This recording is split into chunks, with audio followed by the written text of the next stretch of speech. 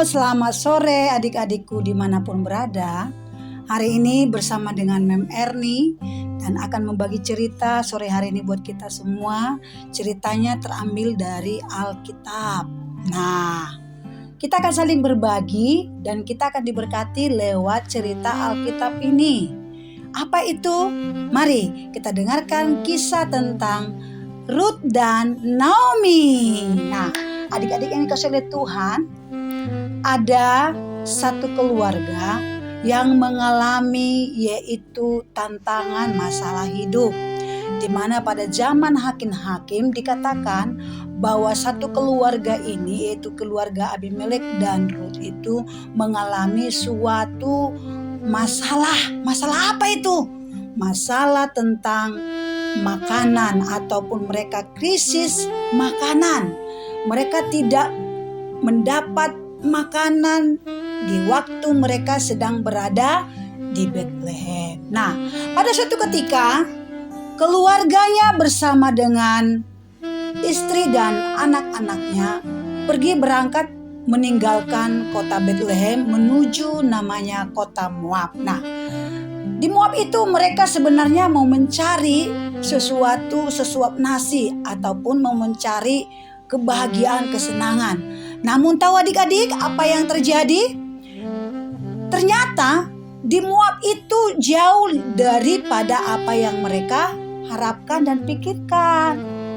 Justru di kota Moab itu mereka mengalami banyak kesusahan dan penderitaan. Nah, adik-adik yang dikasihi oleh Tuhan, terutama anak-anak PPA dimanapun berada. Kadang-kadang kita berpikir, kita berencana untuk pergi ke suatu negeri, namun apa yang kita harapkan justru berbalik kepada kita. Mungkin kita berkata, kalau kami nanti pindah ke kota sana atau ke kota yang indah secara pikiran kita adik-adik. Tetapi Tuhan tidak menolong kita. Itu sebabnya setiap kali kita mau melangkah, setiap kali kita mau berencana, kita memohon perlindungan dan penyertaan Tuhan. Nah, yang mau jadi kita kutip sore hari ini tentang Ruth, seorang perempuan yang begitu berjuang gigih. Oleh karena apa? Oleh karena dia percaya kepada Tuhan. Meskipun di kota Moab, di negeri Moab, mereka bersama dengan anak-anaknya dibawa ke kota Moab. Mereka mengalami begitu penderitaan, terjadi juga kelaparan di sana. Bahkan bukan juga kelaparan, tapi kengerian. Nah, suatu ketika mereka tinggal di kota Moab itu bersama dengan mertuanya namanya Ruth. Mereka bersama dengan kedua anaknya itu selalu dapat bekerja sama. Namun suatu ketika terjadi juga kelaparan di kota Moab. Apa yang terjadi?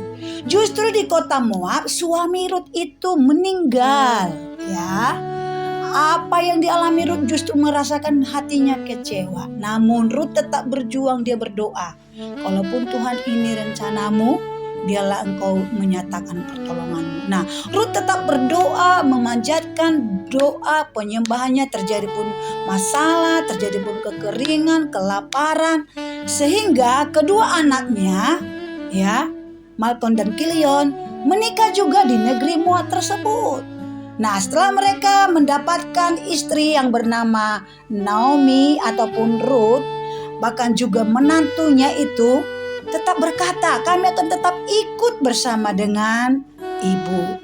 Tapi apa yang dikatakan oleh Naomi kepada kedua menantunya itu, yaitu supaya mereka tetap meninggalkan Naomi, tetapi Ruth tetap bergegas. Tapi ada satu menantunya yang tidak mau percaya dengan perkataan ibunya. Dia berkata dan mencium, baiklah Bu, karena suami saya sudah meninggal, saya juga akan pergi jauh meninggalkan ibu. Nah, apa yang terjadi? Mereka saling berpelukan, bercium-ciuman. Tetapi Ruth tetap tunduk kepada ibunya ataupun mertuanya.